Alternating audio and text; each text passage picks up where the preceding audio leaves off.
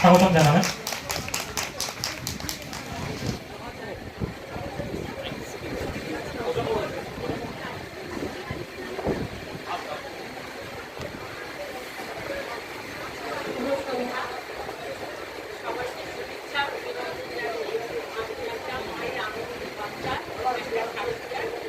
গান গেয়ে শোনাচ্ছি। যাবো তুমি যাবো, যত দুর্গা যত দশ পুরাণ ধারিণী, অভয়া শক্তি বলো প্রদায়িনী, তুমি যাবো যাবো তুমি যাবো।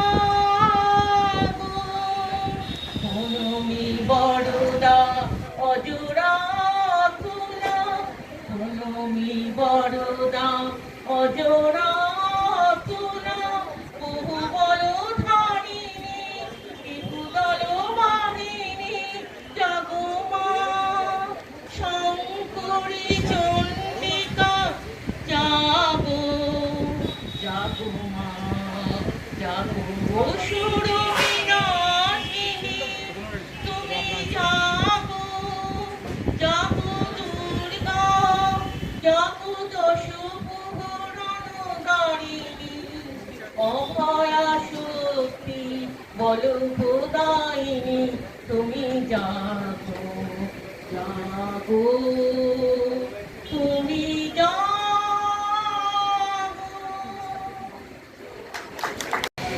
এত দূর এসেছে তার এক শুধুমাত্র মানে অ্যাকচুয়ালি আমি যখন জয়েন করি প্রথম, তখন হচ্ছে একেবারে ফ্রেশার ছিলাম, মানে কিছুই জানতাম না। এরকম কলকাতাতে আমি পাস আউট করি, গ্র্যাজুয়েশন কমপ্লিট করি 2015 সালে। 15 সালের পর তারপর আমি অ্যাকচুয়ালি মানে মুর্শিদাবাদে, সেখানে তো কোনো আইটি সেক্টরও নেই এবং কলেজে সেরকম ক্যাম্পাসিংও হতো না। তো 2015 সালে পাস আউট হওয়ার পর তারপরে প্রচণ্ড দিশেহারা হয়ে পড়েছিলাম।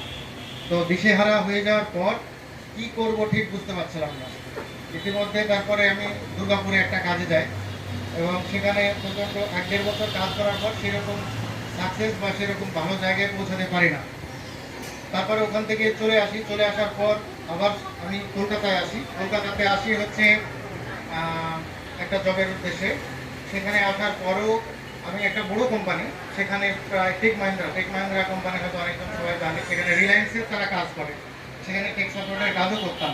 ওখানে কাজ করার পর আমি অ্যাকচুয়ালি তখন মানে সেখানেও মানে এত স্টাফ, এত কাজজন, মানে সিনিয়রদের কোনো সাপোর্ট নেই, মানে কাজে কি সেটাই বুঝতে পারছিলাম না। অ্যাকচুয়ালি কাজটা কি সেটাই না বোঝার কারণে মানে সেখানে আমি মানে থাকতেই পারলাম না। 1-1.5 মাস পর আমি সেই জবটা ওই বড় কোম্পানি হওয়া সত্ত্বেও আমাকে ছেড়ে দিতে হয়। ওখানে ছেড়ে দেওয়ার পর তারপরে কলকাতায় আবারও থাকতে পারলাম না, আবারও আমি রিটার্ন গেলাম বাড়ি। মানে বাড়ি যাওয়ার পর তারপরে আবার ভাবলাম যে না, আমি যেহেতু কম্পিউটার সায়েন্সের স্টুডেন্ট, কিছু না কিছু তো আমাকে কম্পিউটার সায়েন্স নিয়ে কিছু করতেই হবে। ফের আবারও আসলাম আমি কলকাতায়। হচ্ছে তখন 2019 সালের দিকে আমি কলকাতায় আসি। কলকাতায় আসার পর তারপরে একটা ট্রেনিং করি ছোটো মতো। তারপরে ট্রেনিং কমপ্লিট হয়ে যাওয়ার পরও আমি হচ্ছে কিছুদিন অ্যাকচুয়ালি জবের জন্য তখনও খুঁজছিলাম। তখন 2-3টি কোম্পানিতে ইন্টারভিউ দিই, কিন্তু অ্যাকচুয়ালি কলকাতায় একটা খুব বেশি প্রবলেম যেটা, সেটা হচ্ছে ফ্রেশারদেরকে চান্স দেওয়া হয় না।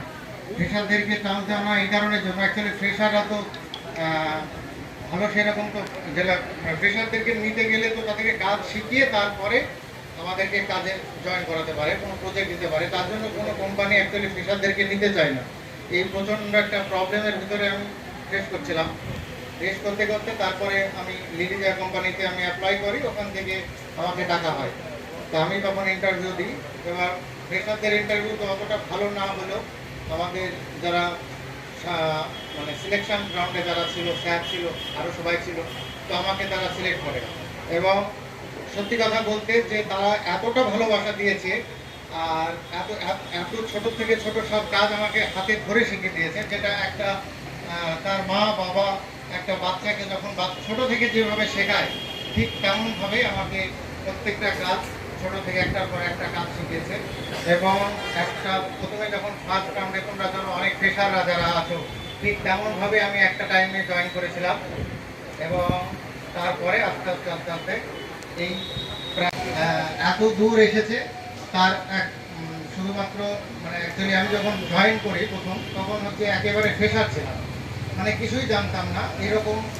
কলকাতাতে আমি পাস আউট করি, গ্র্যাজুয়েশন কমপ্লিট করি 2015 সালে। 15 সালের পর তারপর আমি অ্যাকচুয়ালি মানে মুর্শিদাবাদে সেখানে তো কোনো আইটি সেক্টরও নেই এবং কলেজে সেরকম ক্যাম্পাসিংও হতো না। তো 2015 সালে পাস আউট হওয়ার পর তারপরে প্রচণ্ড দিশেহারা হয়ে পড়েছিলাম। তো দিশেহারা হয়ে যাওয়ার পর কি করব ঠিক বুঝতে পারছিলাম না। ইতিমধ্যে তারপরে আমি দুর্গাপুরে একটা কাজে যাই এবং সেখানে প্রচণ্ড 1-1.5 বছর কাজ করার পর সেরকম সাকসেস বা সেরকম ভালো জায়গায় পৌঁছাতে পারি না। তারপরে ওখান থেকে চলে আসি, চলে আসার পর আবার আমি কলকাতায় আসি। কলকাতাতে আসি হচ্ছে একটা জবের উদ্দেশ্যে। সেখানে আসার পরেও আমি একটা বড় কোম্পানি, সেখানে প্রায় টেক মাহিন্দ্রা কোম্পানি হয়তো অনেকজন সবাই জানে, সেখানে রিলায়েন্সের তারা কাজ করে, সেখানে টেক সাপোর্টের কাজও করতাম। ওখানে কাজ করার পর আমি অ্যাকচুয়ালি তখন মানে সেখানেও মানে এত স্টাফ, এত কাজজন, মানে সিনিয়রদের কোনো সাপোর্ট নেই, মানে কাজে কি সেটাই বুঝতে পারছিলাম না। অ্যাকচুয়ালি কাজটা কি সেটাই না বোঝার কারণে মানে সেখানে আমি মানে থাকতেই পারলাম না। 1-1.5 মাস পর আমি সেই জবটা ওই বড় কোম্পানি হওয়া সত্ত্বেও আমাকে ছেড়ে দিতে হয়। ওখানে ছেড়ে দেওয়ার পর তারপরে কলকাতায় আবারও থাকতে পারলাম না, আবারও আমি রিটার্ন গেলাম বাড়ি। মানে বাড়ি যাওয়ার পর তারপরে আবার ভাবলাম যে না, আমি যেহেতু কম্পিউটার সায়েন্সের স্টুডেন্ট, কিছু না কিছু তো আমাকে কম্পিউটার সায়েন্স নিয়ে কিছু করতেই হবে। ফের আবারও আসলাম আমি কলকাতায়, হচ্ছে তখন 2019 সালের দিকে আমি কলকাতায় আসি। কলকাতায় আসার পর তারপরে একটা ট্রেনিং করি ছোটো মতো। তারপরে ট্রেনিং কমপ্লিট হয়ে যাওয়ার পরও আমি হচ্ছে কিছুদিন অ্যাকচুয়ালি জবের জন্য তখনও খুঁজছিলাম। তখন 2-3টি কোম্পানিতে ইন্টারভিউ দিই, কিন্তু অ্যাকচুয়ালি কলকাতায় একটা খুব বেশি প্রবলেম যেটা, সেটা হচ্ছে ফ্রেশারদেরকে চান্স দেওয়া হয় না। ফ্রেশারদেরকে চান্স দেওয়া হয় এই কারণের জন্য, অ্যাকচুয়ালি ফ্রেশাররা তো ভালো সেরকম তো যেটা ফ্রেশারদেরকে নিতে গেলে তো তাদেরকে কাজ শিখিয়ে তারপরে আমাদেরকে কাজে জয়েন করাতে পারে, কোনো প্রজেক্ট দিতে পারে। তার জন্য কোনো কোম্পানি অ্যাকচুয়ালি ফ্রেশারদেরকে নিতে চায় না। এই প্রচণ্ড একটা প্রবলেমের ভিতরে আমি ফেস করছিলাম। ফেস করতে করতে তারপরে আমি লিডিজা কোম্পানিতে আমি অ্যাপ্লাই করি, ওখান থেকে আমাকে ডাকা হয়। তো আমি তখন ইন্টারভিউ দিই।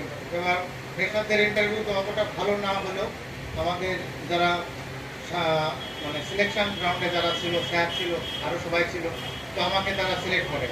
এবং সত্যি কথা বলতে যে তারা এতটা ভালোবাসা দিয়েছে আর এত এত ছোট থেকে ছোট সব কাজ আমাকে হাতে ধরে শিখিয়ে দিয়েছে, যেটা একটা তার মা বাবা একটা বাচ্চাকে যখন ছোট থেকে যেভাবে শেখায় ঠিক তেমনভাবে আমাকে প্রত্যেকটা কাজ ছোট থেকে একটার পর একটা কাজ শিখেছে।